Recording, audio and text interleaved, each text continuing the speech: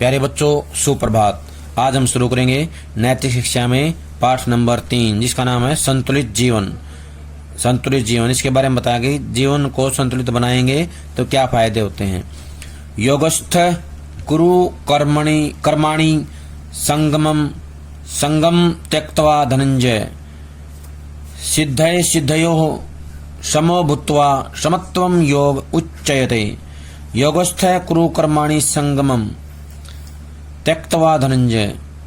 योगस्थ होता है समभाव होकर, एक जैसा भाव रखते हुए। कुरु होता है करो, कर्माणी होता है अपने कर्म, अपने काम, कर्माणी। संगम होता है आसक्ति, लगाव। त्यक्त्वा होता है त्याग कर, छोड़कर। धनंजय होता है हे अर्जुन। सिद्धयो, इसका मतलब होता है सफलता और असफलता, सफलता और असफलता। समो होता है समानता या समान। समत्वम होता है समता, समानता। समय होता है समभाव, एक जैसी भावना, समानता की भावना। योग होता है योग यानी कि संभाव। उच्चयते होता है कहा जाता है या कहा गया है। जो बात हमें बताई गई है, कही गई है, उसको बोलते हैं उच्चयते। ये जो श्लोक है गीता का अध्याय 2 से लिया गया है, श्लोक नंबर 48 है, 48वां श्लोक है। इसमें भगवान श्री कृष्ण अर्जुन को जय पराजय, सफलता असफलता की आसक्ति को त्याग कर, लगाव को त्याग कर समभाव से कर्म करने का संदेश दे रहे हैं। वो कहते हैं हे धनंजय, धनंजय माने अर्जुन, हे अर्जुन तू जय पराजय की जो आसक्ति है, लगाव है, उसको त्याग दे और सिद्धि और असिद्धि में समान बुद्धि वाला होकर योग में स्थित हुआ। कर्तव्य कर्मों को कर, यानी जो तेरा कर्तव्य है उसको समभाव से करता रहे। ऐसा समत्व का भाव या ऐसा समत्व भाव ही योग कहलाता है। समत्व भाव क्या कहते हैं?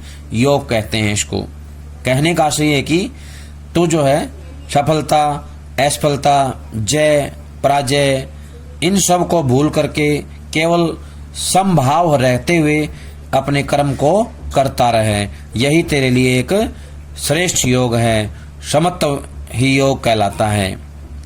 कहने का आशय है कि अर्जुन को यहाँ बताया गया है कि सब बातों को समभाव रूप से अपनाते हुए केवल कर्म करते रहे। कर्म करना ही तेरा पहला उद्देश्य है। इस पाठ में ये बताया गया है कि समता हमारे जीवन का आधार है। समता को हमें अपनाना चाहिए। श्रीमद् भगवद गीता में हमें सफलता असफलता, अनुकूलता प्रतिकूलता में समभाव या सम रहने की प्रेरणा दी गई है। जो व्यक्ति अपेक्षित सफलता न मिलने पर निराश होकर मन को दुर्बल बना लेता है, वह अपने जीवन के प्रति अन्याय करता है। हर असफलता के पीछे सफलता का मंत्र छिपा होता है। निराश राजा ब्रूस ने जब एक मकड़ी को अपने 17वें प्रयास में सफल होते देखा, तब उसने भी निराशा त्याग दी और पुनः युद्ध करके अपना राज्य वापस प्राप्त कर लिया। यानी कि उसने बार बार प्रयास करके अपने राज्य को प्राप्त कर लिया। और ये शिक्षा उन्हें कहाँ से मिली थी? मकड़ी से।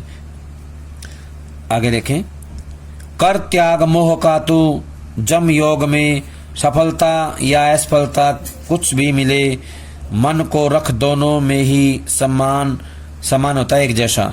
हे अर्जुन, इसी समता का योग नाम। कहने का आशय है कि तू जो है मोह का त्याग कर दे, मोह को छोड़ दे, तू जम योग में, और तू अपना मन जो है योग में लगा ले, अपना ध्यान योग में लगा ले।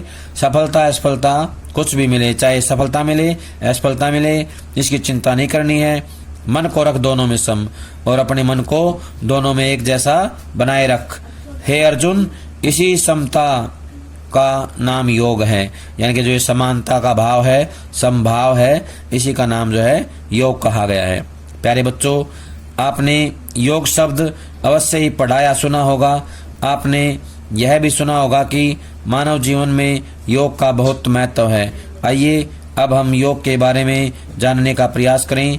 श्रीमद् भगवद गीता के अनुसार योग कोई ऐसी अवस्था नहीं है जो किसी एकांत साधना से ही प्राप्त होगा, अथवा यह योग केवल साधु सन्यासियों या योगियों को ही सुलभ होगा।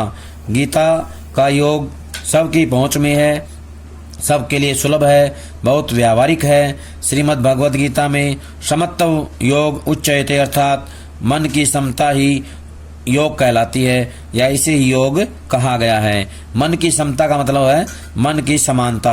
हर अवस्था में मन जो है एक समान बना रहना चाहिए।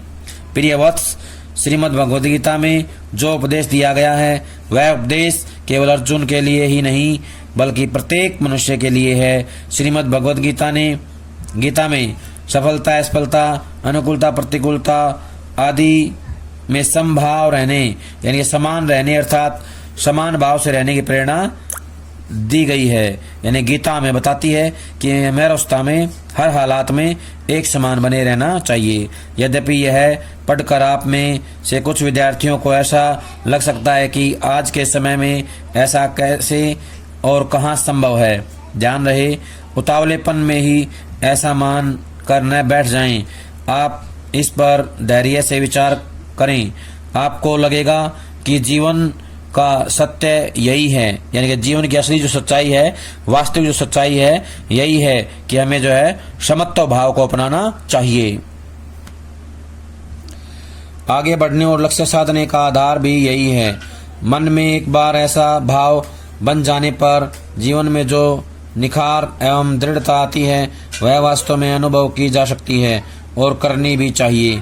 प्यारे बच्चों, प्रत्येक मनुष्य जीवन में सफल होना चाहता है क्योंकि सफलता निस्संदेह सबको अच्छी लगती है। लेकिन हमें यह भी सोचना चाहिए कि यदि हमें अपेक्षित सफलता नहीं मिली तो हम क्या करें। क्या हम निराश होकर बैठ जाएं? क्या मन को गिरा दें? क्या असफलता को ही मन में गहरा उतार कर आगे का लक्ष्य वहीं समाप्त कर दें?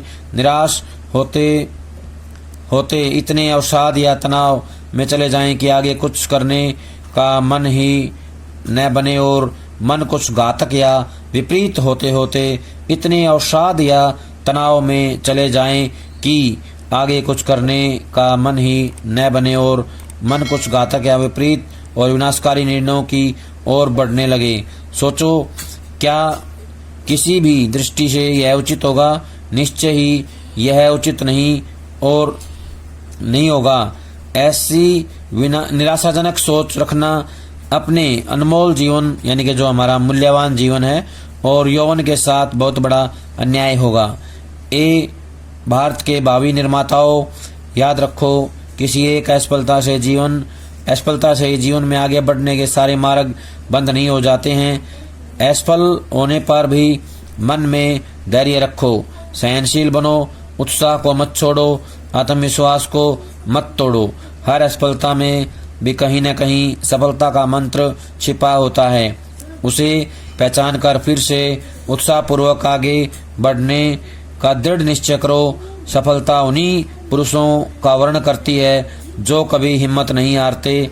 इस संसार में ऐसे हजारों उदाहरण देखने को मिलते हैं जब बार बार असफलता होने पर भी लोगों ने पुरुषार्थ करना नहीं छोड़ा और अंततः जीवन में सफलता प्राप्त की।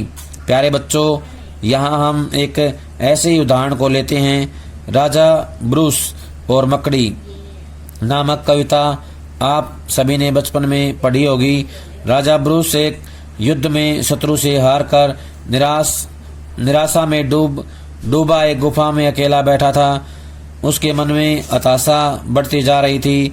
तभी उसने देखा कि सामने एक मकड़ी दीवार के ऊपर चढ़ने का प्रयास करती परंतु फिर गिर जाती। इस प्रकार वह मकड़ी 16 बार गिरी, फिर भी उसने मन में हार नहीं मानी।